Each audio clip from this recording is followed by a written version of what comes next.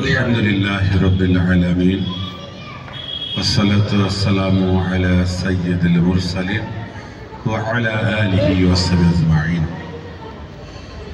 বাংলাদেশ জামাত ইসলামীর দামসোনার একটি ওয়ার্ডের হাজী জৈনুদ্দিন কেন্দ্রের উদ্যোগে আয়োজিত আজকের এই কেন্দ্র কমিটির উদ্যোগে আয়োজিত এই উত্থান বৈঠকের সম্মানিত সভাপতি, এই ওয়ার্ডের জামাত ইসলামীর সম্মানিত আমির জনাব এমদাদুল হক, আমাদের মাঝে উপস্থিত আছেন দামসোনা ইউনিয়নের সম্মানিত আমির বাংলাদেশ জামাত ইসলামীর ঢাকা জেলার শুরা সদস্য জনাব আলামিন খান।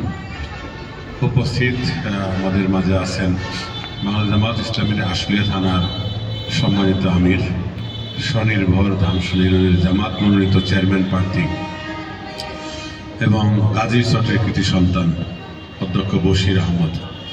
উপস্থিত আমাদের মাঝে অন্যান্য নেতৃবৃন্দ, উপস্থিত এই কেন্দ্র কমিটির বিভিন্ন পর্যায়ের দায়িত্বশীল বৃন্দ এবং ভোটার ভাইরা, আল্লাহ তাআলার শুকরিয়া যারা শেষ মেহেরবাড়িতে আমরা সালাতুল ইশার নামাজের পরেই এই কেন্দ্রের উদ্যোগে, কেন্দ্র কমিটির উদ্যোগে আয়োজিত এই প্রোগ্রামে আমরা সমবেত হতে পেরেছি। আলহামদুলিল্লাহ।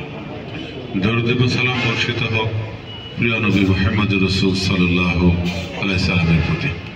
সম্মানিত ভাই এবং বন্ধুগণ, আমরা এদেশের জামাত ইসলামী একটি পরিবর্তন চাই। জামাত ইসলামী এদেশের একটি দেশের পরিবর্তন, নেতৃত্বের পরিবর্তন। আর নেতৃত্ব হতে হবে আল্লাহর আইন এবং সৎ লোকের শাসনের মাধ্যমেই। জামাত ইসলামী দেশের একটি শাসন ব্যবস্থার পরিবর্তন করে চায়।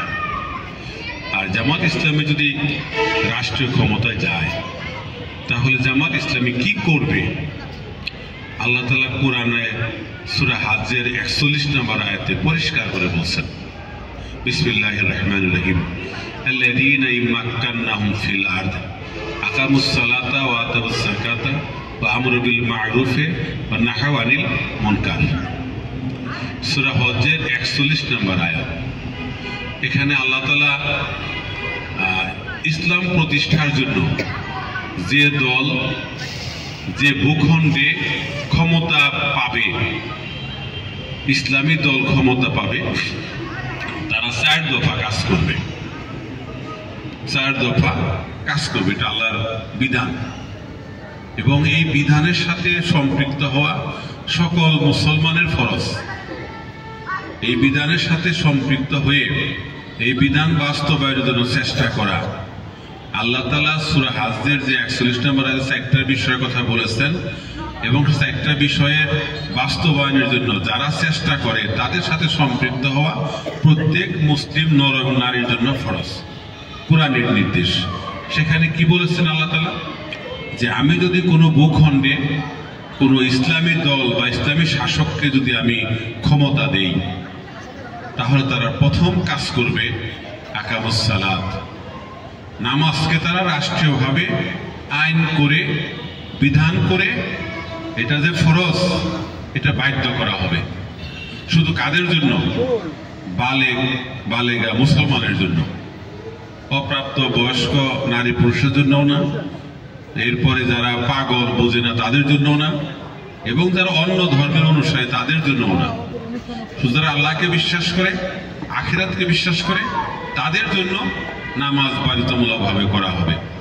যার কারণে এরকম একটা সুন্দর পরিবেশ যদি তৈরি হয় তাহলে সকল মানুষ যদি নামাজে চলে আসে জামাতের সময়, নামাজের সময়, তাহলে কিন্তু দোকানপাটে আর চুরি হওয়ার সম্ভাবনা থাকবে না।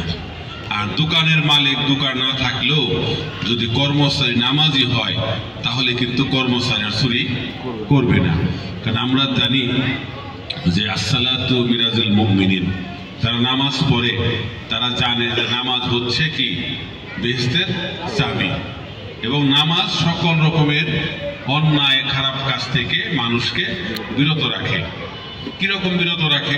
যারা নামাজ পড়ে ওই মুসলমান, আর যারা নামাজ পড়ে না ওই মুসলমানের মধ্যে কিন্তু গুণগত অনেক পার্থক্য আছে। যারা নামাজ পড়ে তারা মিথ্যা কথা বলে না, যারা নামাজ পড়ে তারা দুর্নীতি করে না, যারা নামাজ পড়ে তারা চুরি করে না, যারা নামাজ পড়ে তারা সমাজের আরো নানাবিধ খারাপ কাজের সাথে জড়াইতে পারে না। কেন পারে না? তারা 5 বার আল্লাহ তাআলার কাছে হাজিরা দেয়। হাজিরা দিয়ে বলে, ফজরের সময় বলে আল্লাহ রাত কাটাইছি আমি তোমার বিধান মোতাবেক। কারণ ঈশান নামাজ পড়ে যখন আমরা শুই, ফজর যখন আবার পড়ি, এর মাঝখানে খালি সোয়াব আর সোয়াব। এই সাক্ষী যখন দেওয়া হয় যে আমি ঈশান নামাজ পড়ে শুয়েছি, ফজর পড়তে আসছি, এই জন্য মানুষ ওই রাতের মধ্যে আর কোনো খারাপ কাজ করতে পারে না।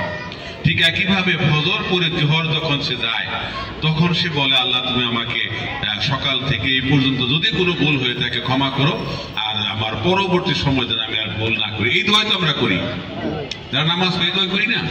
এইভাবে যদি সমাজে নামাজ যদি কায়েম হয়, সালাত যদি রাষ্ট্রীয়ভাবে কায়েম করা যায়, তাহলে ইনশাআল্লাহ এই সমাজ দুর্নীতি হবে না, চুরি হবে না, এই সমাজে অশান্তি থাকবে না।